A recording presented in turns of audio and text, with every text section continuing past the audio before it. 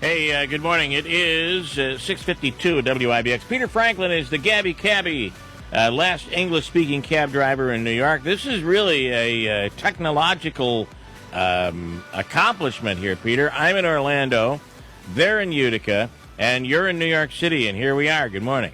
Yes, well, that's modern technology of talk radio. So, Peter, of course, the last English-speaking cab driver in all of New York City is the man. Best tour in New York City. And big win yesterday in the primaries for Trump. And you had said, I was reading something that you were talking about how Hispanics, everybody thought that Trump was going to get killed with Hispanics. In New York City, Hispanics were overwhelmingly in support of Trump, weren't they? Yeah, when that thing came up about the Mexican fence and the wall and all of that, everybody started carrying on that, what a stupid thing to say. Boy, the Hispanics, the Latinos, the Spanish would, oh, man, are they going to be upset with him because of that attitude? And I said, oh, no. As a matter of fact, the one demographic that really doesn't want the illegals coming in is the people of, let's say, Spanish Harlem, El Barrio. And the reason for that is it's their jobs that get lost, because you get some guy that comes from Mexico who's going to work for half the money. So there goes the guy, the established New Yorker, who may be legal or not legal, who loses his job. And as I predicted, they voted overwhelmingly for Trump. So that put to rest all that media hype about his career being destroyed because they'd be angry at him. I couldn't find anybody in El Barrio that was angry with him. Yeah, they loved him, it seems. Hey, is it true that they're talking about getting rid of the partitions between the driver and the riders in New York City taxi cabs? Yeah, it always was nonsense, and my running gag about that is that it must have been a deal between the mayor and his brother-in-law who manufactured the partitions. Because think about it for a minute.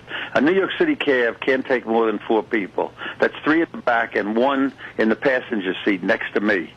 So the minute I get that 4th passenger, he's sitting next to me. There's no partition. Right. Number 2, if a guy's sitting behind me with a gun and he threatens me, I'm going to say, oh, I don't have to worry about you because your little bullet's not going to go through the plastic.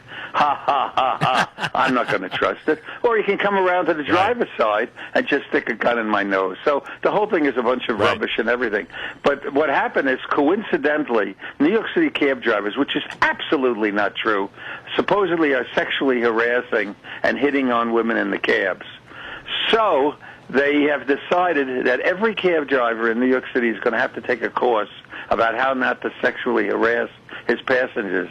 Now, coming on the same day of the announcement of the petition, I thought to myself, wait a minute, maybe you should leave the petition there not to protect the cab driver from the passengers, but leave the petition there to protect the passengers from the cab driver. Yeah. Yeah, that's a very good point. And I guess I've never seen most cab drivers I've seen in New York are not like you, that are very talkative and friendly, and it's just kind of they're doing their job. Then again, they're not going to be hitting on me, I guess.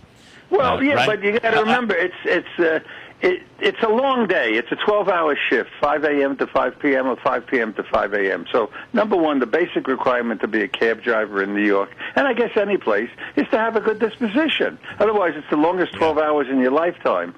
But that doesn't include hitting on the women, and cab drivers aren't interested in that. If you want to make money driving a cab in New York, or I guess any place, you pick up your drop-off, you pick up your drop-off, you pick up your drop-off, you go home with lots and lots of money. You're not going to get... I'm not looking for a relationship. And also, I'm not playing the part of the Gabby Cabbie when I'm driving a cab, because most people wouldn't want to talk to me anyway. They're on their way to business school and what have you. Hey, I thought this was funny. I think I know where you're going, but you're saying that most New York City cab drivers now are going to end up hating Harriet Tubman. And the reason is... $20 bill, $10 bill. You hate it. You got to make start change. off the day, you got to have change. Nothing is a bigger disaster than you get into the cab, I take you someplace for $3 and you hand me a 20. Whoops, well, I got to give you the change. Then the next person gets in, they give me a 20. Next person gets in, they give me a 20. So what's going to happen is that cab drivers generally don't like $20 bills and don't like $10 bills. And, of course, with now Tubman's picture being on it, they're going to hate her. Right. So I think it was a mistake. And I got to tell you, the same thing holds true with that's why it's a mistake. The same thing holds true with bartenders, right? And Andrew, you know this. If somebody pays for a drink and the bartender gives you back change and it's a 5 or a 10, well, that's just stupid. Why would you do that? Because I'm not going to give you a $5 tip or a $10 tip. You got to give back ones. You got to have your ones. Yeah, well, the complication, too, is there's a big difference between having any kind of a problem in a bar, which isn't moving, or in a cab that's on the streets of New York, and the instant I stop, everybody on the face of the earth starts beeping their horn. Hey, what's the matter with you? Move that cab. Get out of the way. Well, I got to finish with my business.